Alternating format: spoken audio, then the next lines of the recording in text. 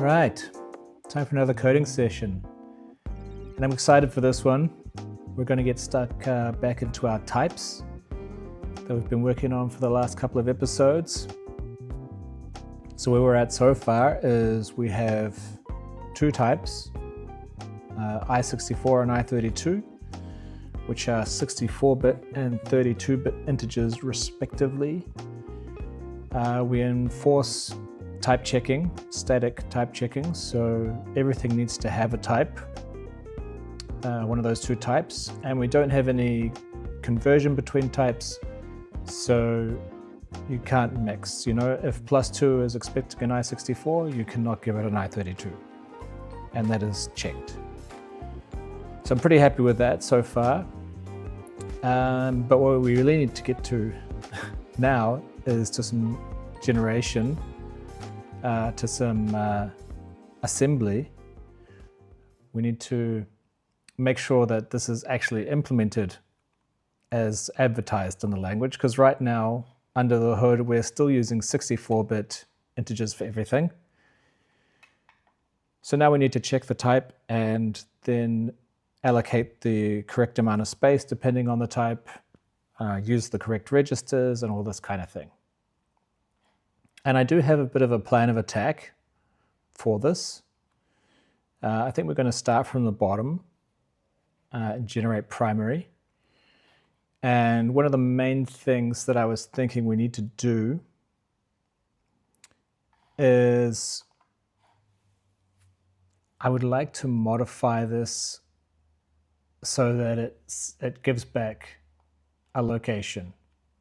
We did do this originally, I think, and then we changed it. And I think I would like to change it back now.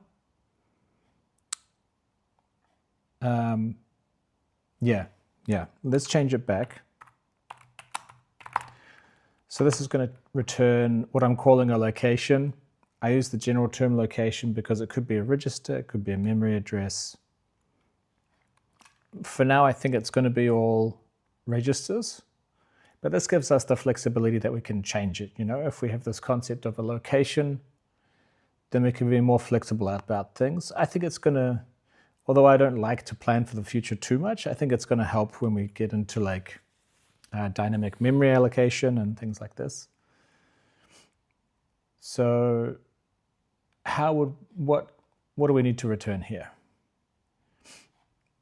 Well, before we get to that, actually, what we need to realize is that these R registers are for 64-bit. And I found a nice cheat sheet on Stack Overflow.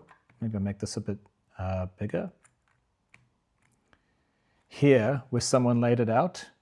So far we've been using these R registers. I would like to deselect, please. These R registers on the left. But now, because we have 32-bit variables, we want to use this column here.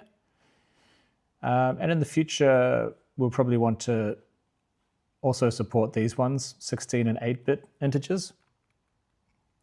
So I think what we need to do, I would like to have some functions where we can say, you know, I want to use the AX register.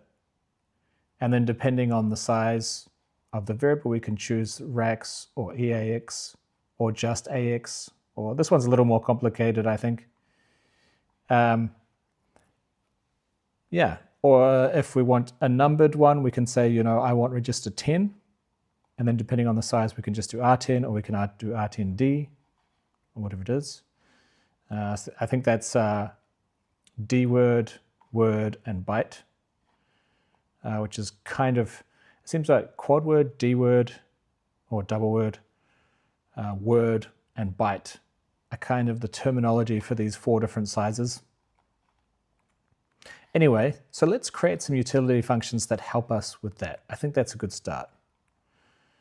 So we'll just put these down the bottom. I'm going to make a register proc,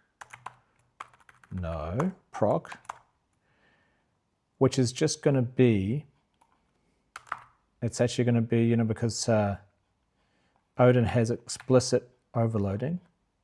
So we'll say like named, or maybe I'll put it on the end. Register named and register numbered. And then we can do this. And now you can use the name, you can use this procedure name to refer to either of these. This is how overloading works. So a named register, I guess it's going to have a name. And we need to pass in a size, right?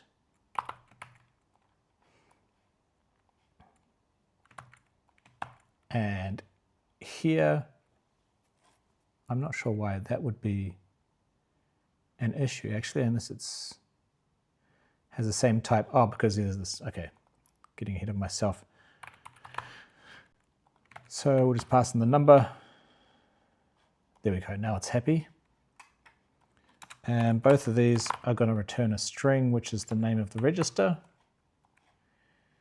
So for a named register, let's go back to our cheat sheet. It looks to me like they're all the same. It's just the initial letter that's different. So if we consider these two letters the name, I think that's safe, even all the way across the board. Yeah, these four are a little bit special because we'll just need to cut off the X and replace it with an L. But I think that's a good idea that we consider that the name.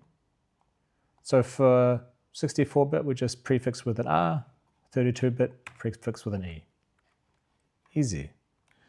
So maybe let's do a switch on size. And case 8, we return strings dot concatenate R name, and for 4 bytes, that's 32-bit, we'll use E. And right now we won't support any others. So I'm just going to do a bit of error handling here and say bug unsupported register size. I don't think we need that. I mean, this is the kind of error that should never happen, you know?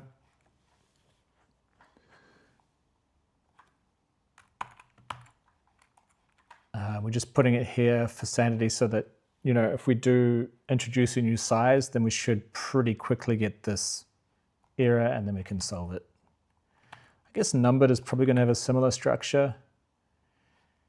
So here we have a number, and what did I say? So here we're always going to prefix with R. So it's always R, and then I guess we need to convert the number to a string.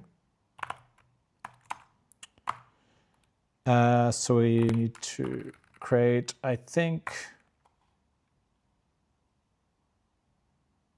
yeah, 2 bytes because it's only ever going to be too long. I think that makes sense to me. Okay, so then we'll say number string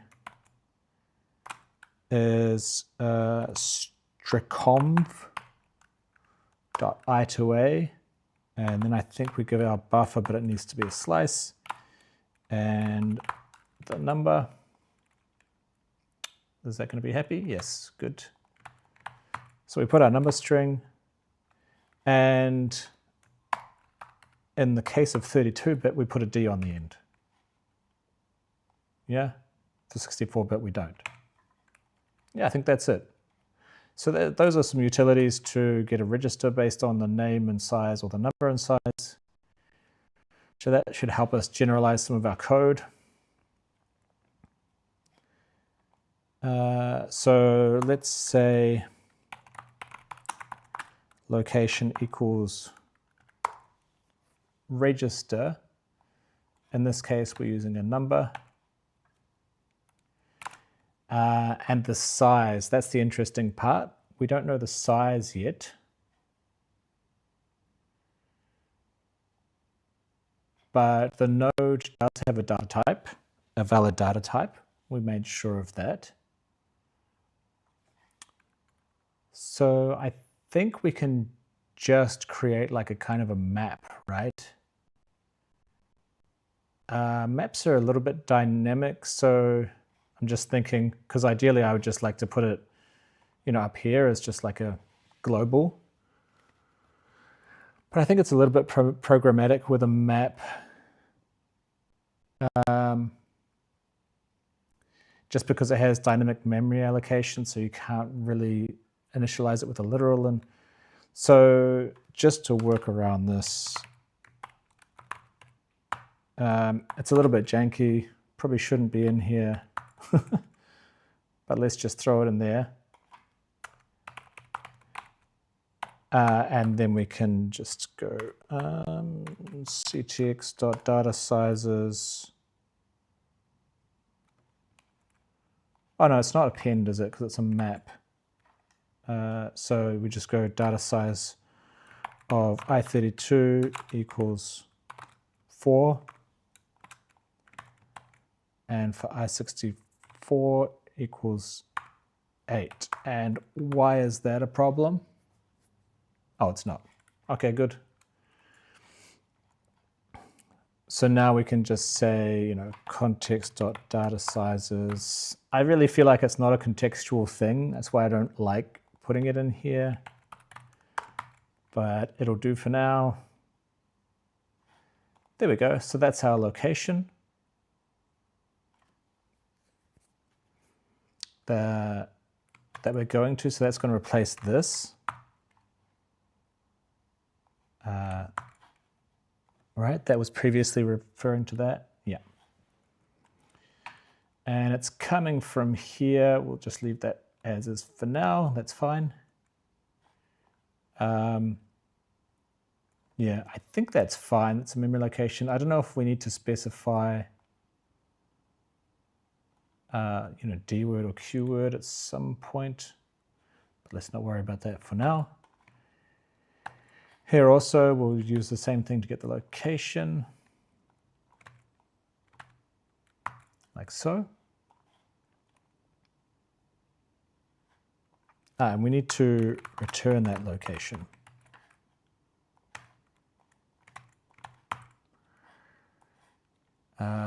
And generate call is also going to return a location, so we'll just do that.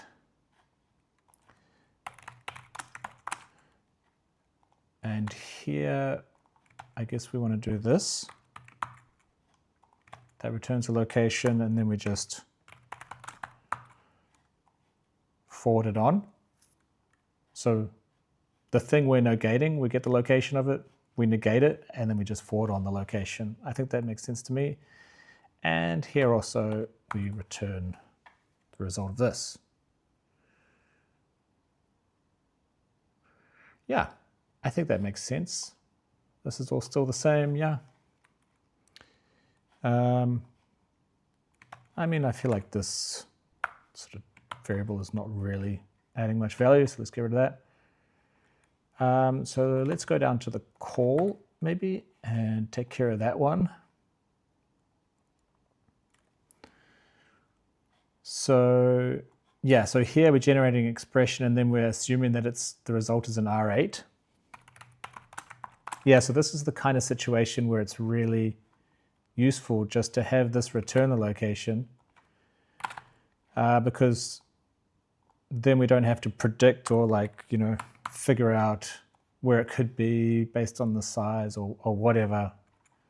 It's just kind of explicit, like this is where I put something. Okay, let's push that onto the stack. Now, I think if that's a register, it's okay. If it's not a register, if it's a memory location, then I think we need to say how much to move from the memory location. But again, I think we're just using registers, so I think it's okay. Let's see what happens. This one's all good. We still need to use RSP for the stack all the time. This looks like something we need to change. So we assign the return value. This is our return register.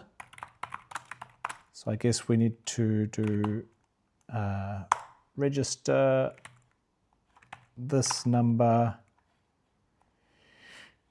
and I guess it's for a call, the call node has a data type, which is its return data type, which means that should hold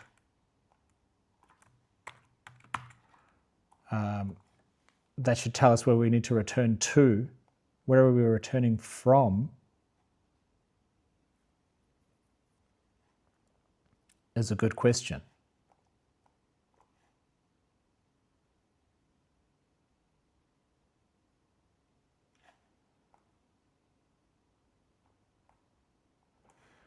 We're doing R8. That's interesting, actually. So it might not always be R8 that we go to, but it's always R8 that we come from, I think. So I think the deal is that we're always coming from 8 because the return value, yeah, the calling convention, that's right. The calling convention is that when you call a procedure, the result always goes into R8.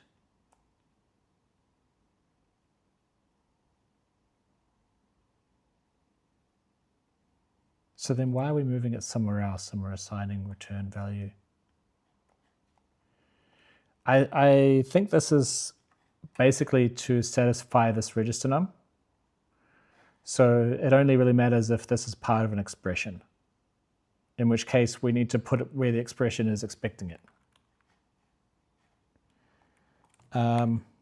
Something else I would like to know is what's wrong with this.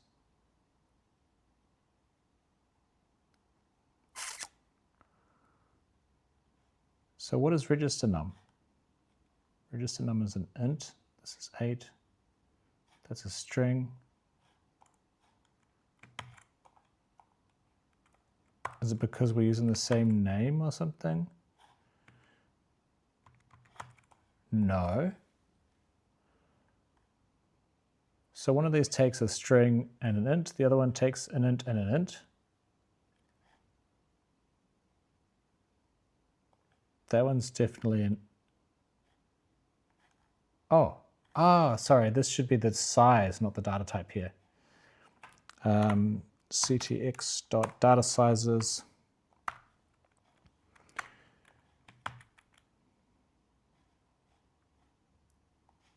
Okay. So let's say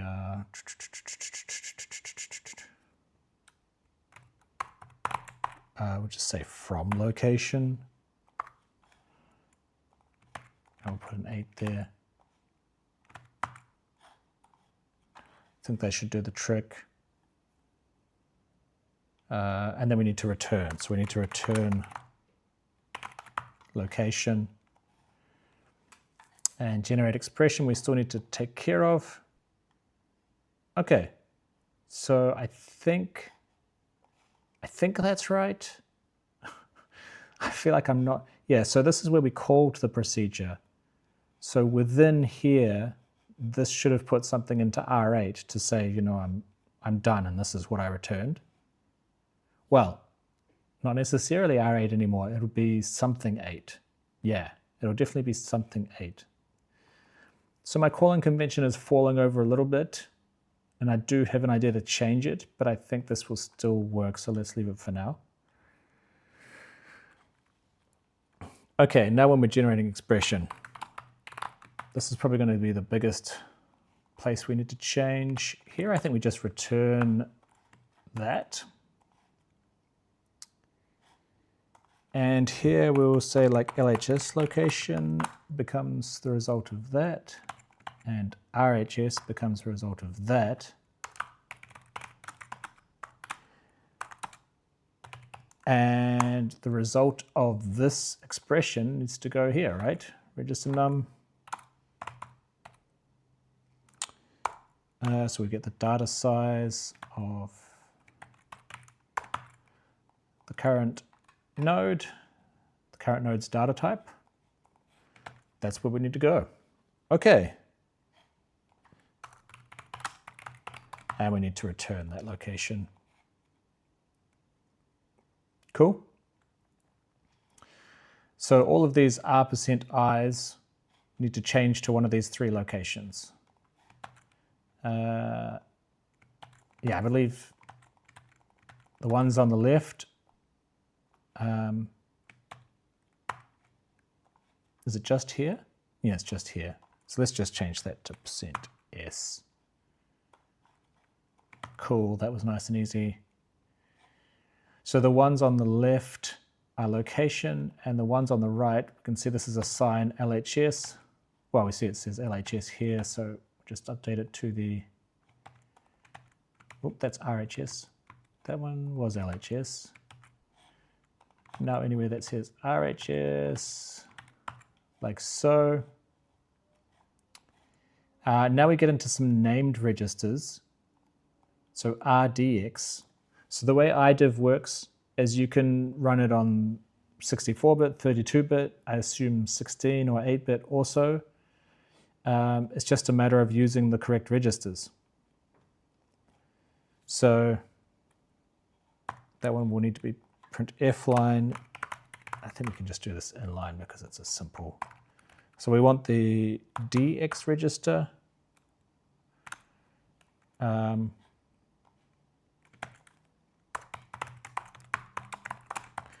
Let's say data size there.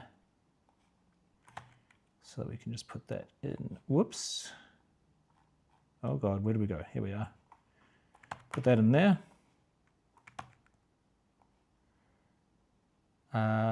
And then we need racks. So that's the AX register. So these just get replaced with %s. And here's racks again. So that's the second one now. Like that. So we've replaced all of our registers. That looks funny now, doesn't it? We don't have any registers there. We just have the operation and operands. Interesting. And then there's a hard-coded operand there. Okay. I'm pretty happy with that. That wasn't too hard. I thought that was going to be a bit harder, but that all makes sense to me. I like things that make sense. Here's our return. Currently we're doing Rex and RDI. I'm trying to think if you can use, I mean, I assume you could use, you know, EAX and EDI. When you do use these registers, these are actually the lower part, like the lower half of the bigger register. And when you move, like if I move 60 into this, so it'll set the lower half to 60 and it will zero out the upper half, which I think is exactly the same thing as it would do if you do that, right? So I feel like we could return an i32 or an i64. And I think that would be nice because then we can, because the only way that we verify our programs right now is by returning an exit code. So it would be nice if we could do that with i32 and i64. So let's try and do that. Let's say else if node.datatype equals i32 and i64, and then let's have an else that's like some error handling.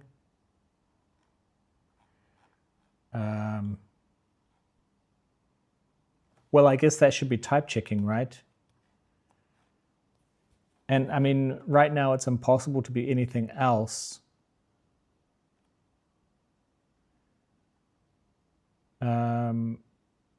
I think I just want to put like a really basic thing in here that's just like a, you know, we've got a bug. I think that's enough for this.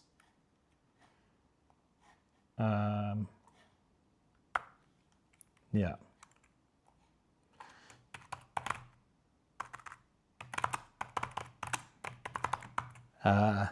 It's a bug in the sense that we should have type checked that. We shouldn't have got to here. I mean,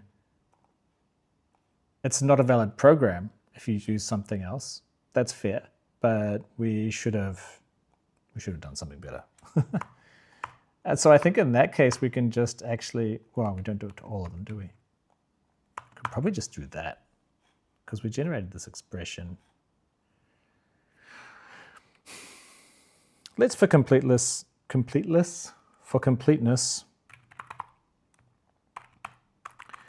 let's just let's do what we've been doing everywhere else. So that'll be %s, and that's register.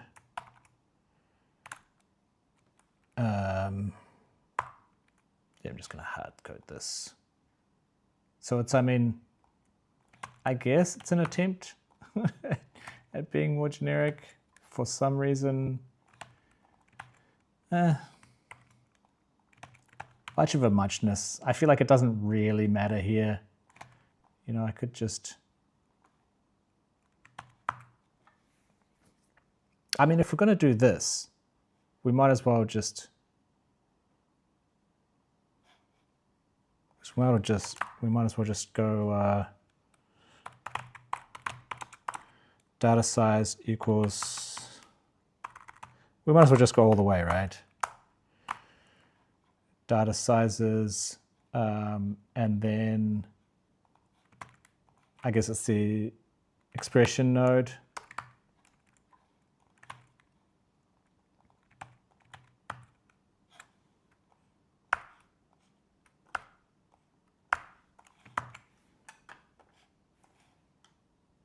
Yeah.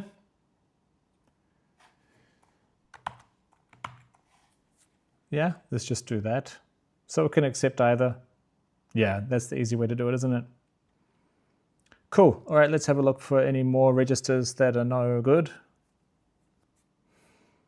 So here we're doing an assignment, but we should assign from the correct register. So let's get the correct register. It'll be the second argument, like so. Easy peasy. Okay, this is where we get a bit interesting, isn't it? Well, I guess it's not that bad, actually. We already have, because this is where we need, this 8 is a hard coding of the amount of space to allocate on the stack, or that has been allocated on the stack as a result of push. So we need to make sure that's correct.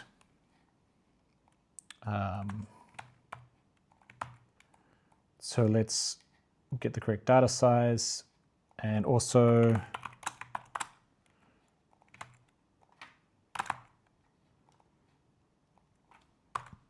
does that need to change to printf line?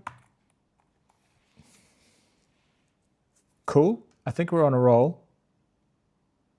I hope there was nowhere else further down that we had that hard-coded 8. I'll just do a quick look. No, that's fine. And now we're in the utility functions. No, I think we're good. I think there will be more hard coding up above. This one's fine, so that's all good. Okay, here we're saying R8, R8, which I guess is, becomes location, location. Same down here. Yeah, cool. And here we have more R8s.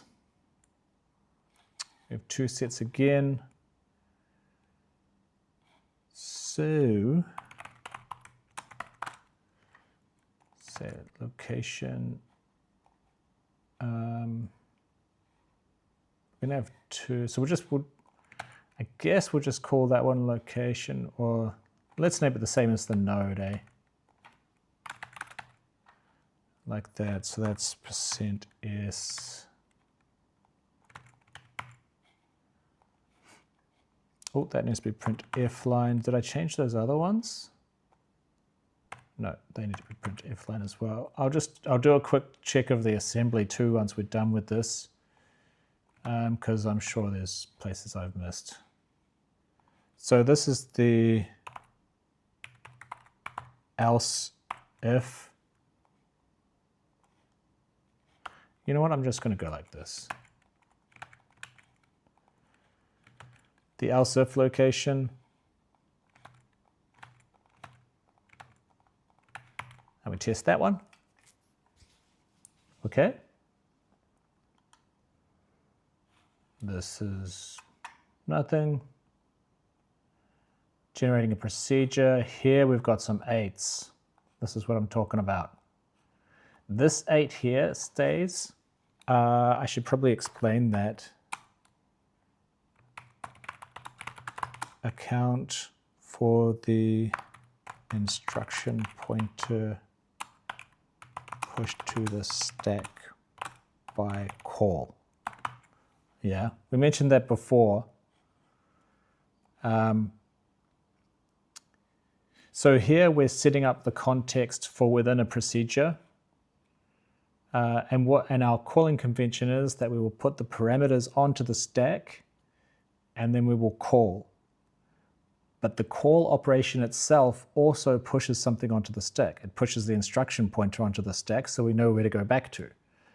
So we need to account for that in our stack top, so that when we want to declare variables within that procedure, we're not declaring them, you know, over top of the instruction pointer. We need to account for its position in there in the stack. That's why we have that. So this +8 we do need to do something about, and it shouldn't be too hard. Context. Okay, so we need to specify which context. Since we copied, that's a good point actually, because we need to, since we put these in the context, we need to actually copy them. Data sizes, param node.datatype. Cool. All right. Anything else? I don't think so. I would like to get rid of exit. I guess we kind of need to keep, or it's kind of legit to keep, but these like, I don't know why we have these hard coded anymore, because we can define our own procedures. And on top of that, these are pointless procedures. Pointless. And they have hard coded positions, and yeah, best not to have them, I think. But we'll leave that to later. So I think that's all the generation updated. Let's see what happens when we build that. We get an exit code 0, so we're already happy. This all looks quite familiar, you know, we're doing a bunch of R8 stuff. So that's cool. Now that we have our location system, we could potentially, you know, reduce these things to just a single operation or a single instruction. I feel like it could be possible. That'd be nice. Because a lot of these are just, yeah, just like move, push. Double moves, potentially we could also do actually. Yeah, we could just have 77 there. We would need to specify the size of these things a lot of the time. But yeah, so this is all looking fine. I'm kind of looking out for something that's 32-bit. But nothing jumps out at me, like there's no formatting errors. It all looks good. Okay. Not so good. Push to stack R8. I'm a little bit surprised. Okay. Yeah, we have something going on here. Let's find this push to stack.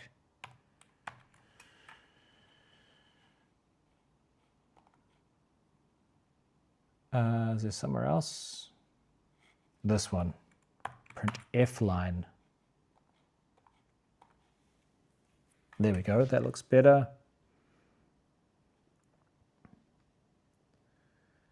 All right. All good, all good, all good. Ooh. E8D. Excuse me. E8D. I think you're supposed to be R8D. I think our utility function is a bit wrong. Bit of a copy pasta error. That should be like that. That looks better. So now we've got some 32-bit business going on and some 64-bit all mixed in here. So this is interesting. We're pushing a 32-bit and a 64-bit onto the stack. So I guess at the end, clear params from stack. So now we are deallocating 16 bytes from the stack, which is right, because it was 8 bytes, 4 bytes is not 16 bytes. Okay, so that's not right, actually. Okay. And then interesting, we've got a 32-bit syscall here. So let's see if that works. Yeah, that is our return actually, because we call PAL32 and we return. This is here. So sorry, what did I see that was incorrect? The 16. Okay, so that's clear params from stack. I think that's wrong. Yeah, just param count times 8. That's another hard coding of 8. That's not going to work. So this is where we do our push. I think we just need to say params stack size, like so, and param stack size. And then each time we come across a param, we plus equals by the data size of that node. Right?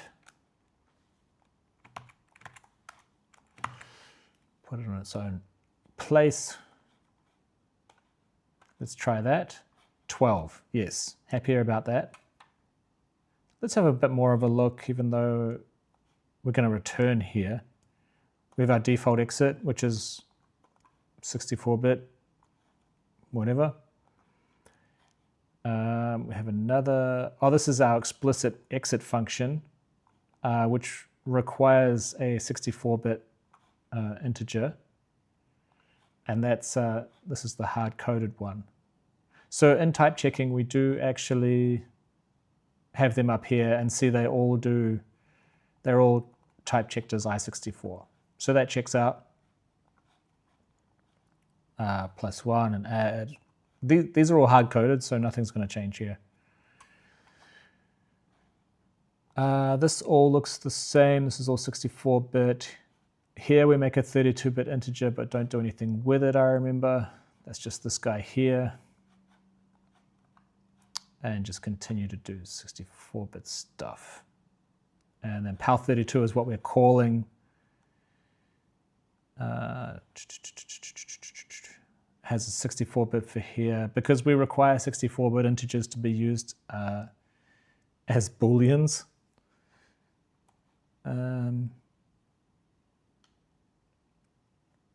Okay, I think let's try to compile this and see what happens.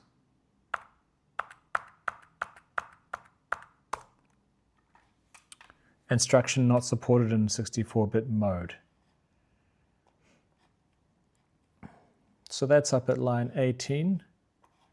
We're trying to push a 32-bit register and it's not happy. Do I have to do this? Oh, sorry.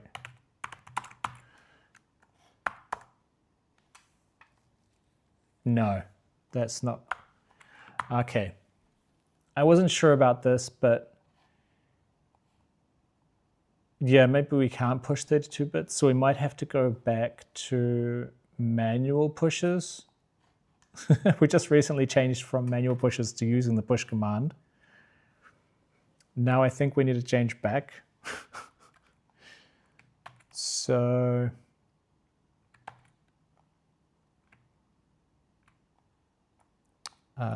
okay, so we split it into two things. The first thing is, yeah, what did we say? We need to subtract first and then do the move, I'm pretty sure. So we sub from RSP the data size. So we go data size, and we need to sub that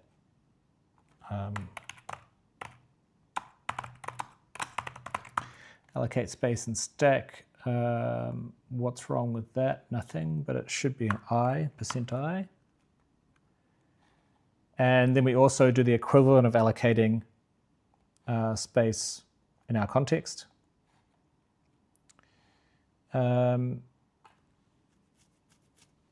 And here we do the actual move. So now we're moving to the top of the stack from that location. Yeah? I think we need to do it separately like that. We do have somewhere else where we push, which is there. I guess it's not really a push anymore. It's like assigned to top of stack, I'll call it. What's this up here? Yeah, that's fine.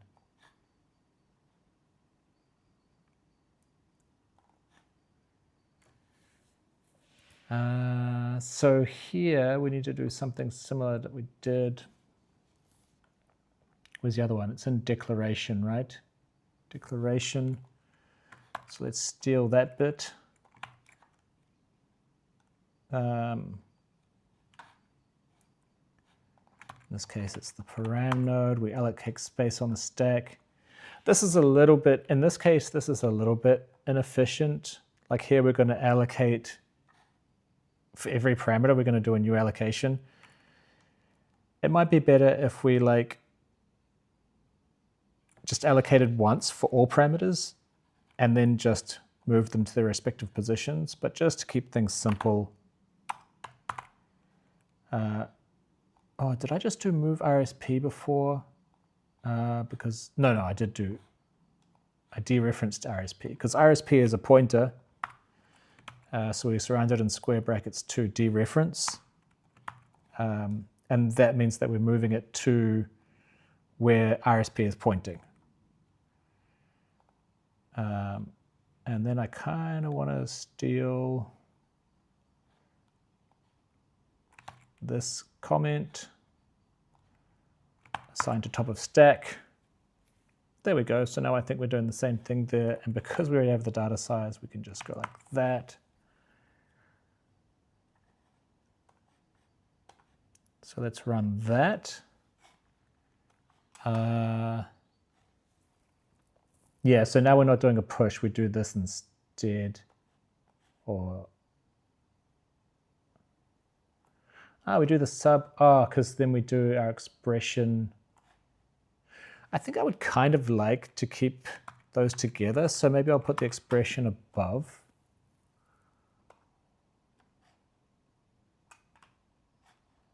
Did I write that? Maybe it's a different, oh yeah, it's could be in declaration, right? Declaration. Let's do the same thing there. There, so that's our expression, and this is our push. Allocate space and assign to the top of the stack. So let's see if he's happy with that. He's much less happy now. Much less happy. Comma, and it's because I missed out a comma.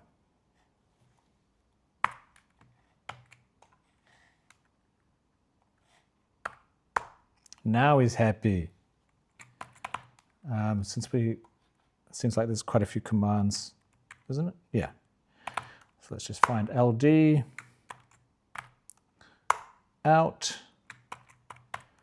and echo 27. That worked. 3 to the power of 3 is 27.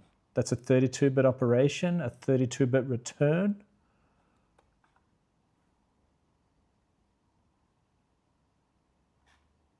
Okay.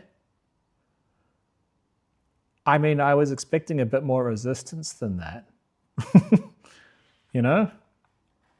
But yeah, let me, I did want to go in here. That's a massive statement. Here we go. This is our return. You know, we've got 32-bit stuff going on. And we are calling PAL32, which uses a mixture of 32-bit and 64-bit. And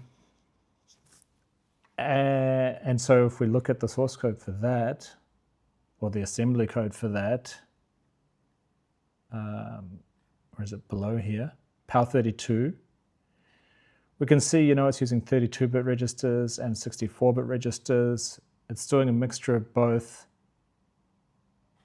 And addresses on the stack. That's the more important thing, you know, it's using these addresses and it's getting the correct values from those addresses, which makes me really happy. It means that we haven't done any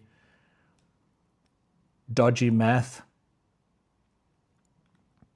So that's awesome. That's really awesome. And because I feel like we knocked that out kind of quick, I'm really tempted to do these 16 and 8-bit. Do you think we should try it? I mean, I feel like it's just a matter of extending our register procedures to handle these patterns and adding to our tokenizer. Right? We can just go I8, I16, you should be happy, right? I mean, you should be happy. Are you happy now? Good.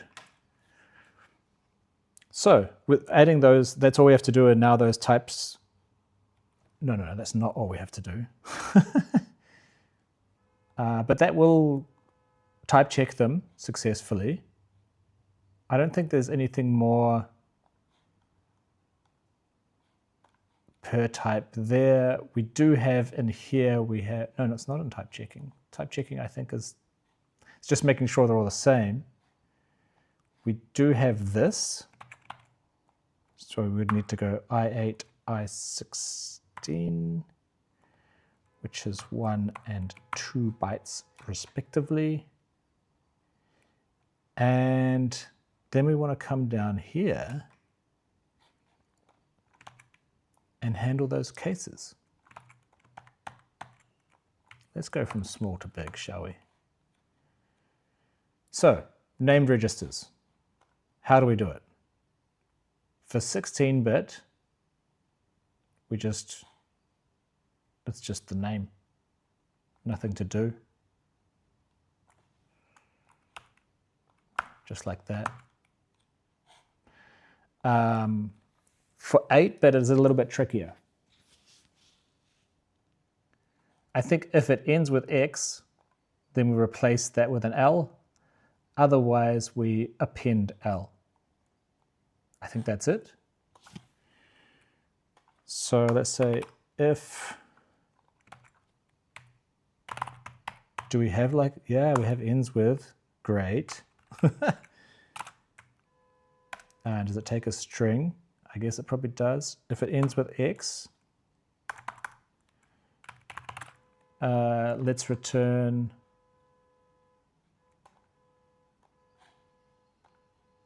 the first character. So let's just say the first character can I say name 0 and then L? Maybe not, because that's a rune now, or it's a U8 now. So I think that doesn't work. Maybe we can just say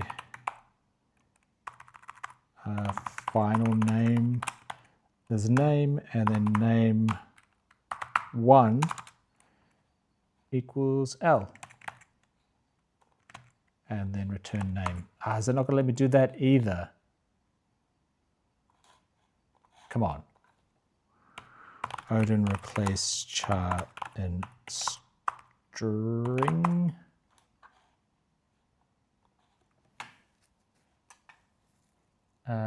That is that Odin? No, that's Java.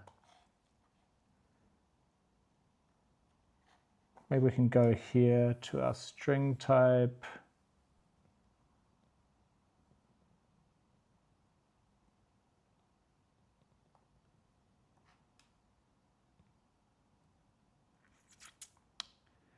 Runes to string.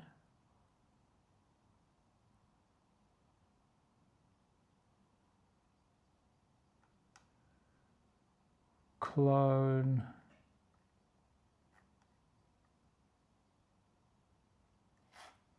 Oh, wait a minute. Wait a minute. Should it be just a single quote?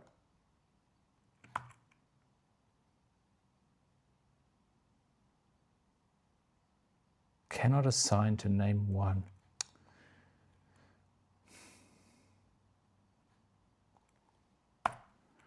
And that can't be just a character.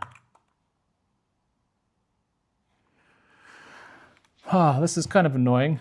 I feel like this should be easy.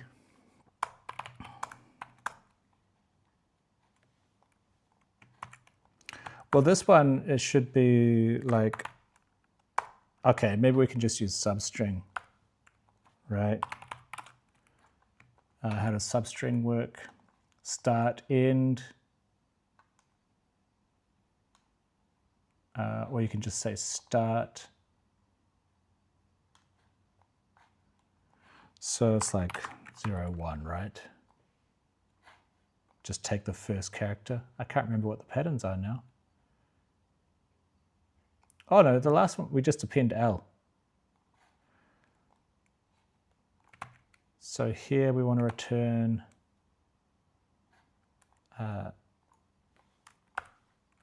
what's wrong with that? Oh, okay.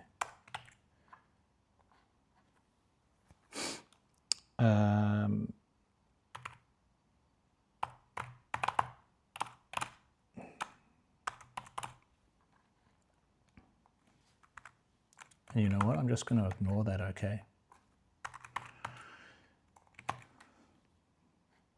Crazy, right? Just going to ignore it.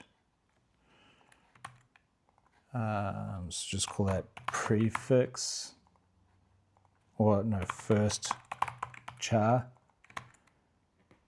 And let me just say first char L. There we go. And here we're going to say just good old name L. Okay, that was a bit trickier than took a bit longer, just because some of the standard library string stuff in Odin I don't really have experience with, but hopefully we've got the first chart and then we put an L on the end. I think that should do it. And then for the numbered ones, it's W and B that we suffix with, so that's nice and easy. So B, W, I feel like that's it. I feel like we should have 8-bit and 16-bit now. And I think we can return those as well, right? Let me just have a look at our return again. There's our return. Yeah, I feel like we can return any size.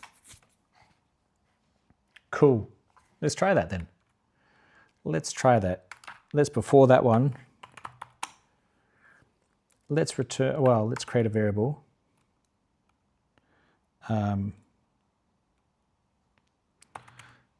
var8,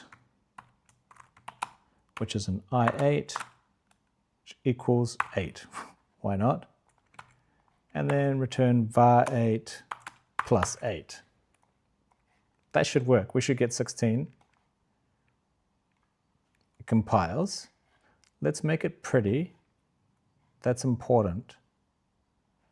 We'll go into here in our keywords. So I8 and I16 for syntax highlighting. Nice. So then if we look at our assembly,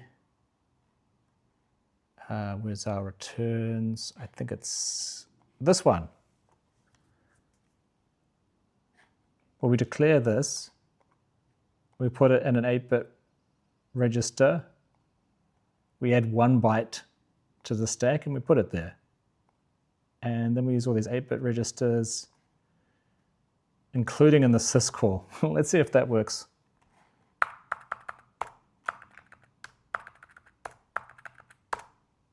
(16). 8 plus 8 is 16. So cool. And let's say var16 is 16. And if we say var8 plus var16, we should get an error. So this is incompatible types. It's a bit of a mess, our type checking errors. Sorry. And if we just return var16,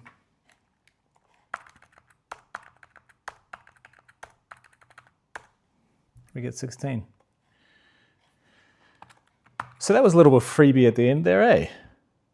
Because of the way that we structured our code, it made it really easy to add those types. Cool. We should probably move on to floating point variables soon because we want to go on the GPU soon, right? And GPUs, they love them floats. So yeah, let's get onto that. I'm not sure what we're going to do next episode. I don't think we'll do floats because we've spent a whole bunch of time on types just now. So maybe we'll do something else. Let me see what I can think of. But for now, thanks for stopping by. I hope you enjoyed. Yeah, and I'll see you in the next episode. I'm really enjoying these. I hope you are too. So, ciao for now.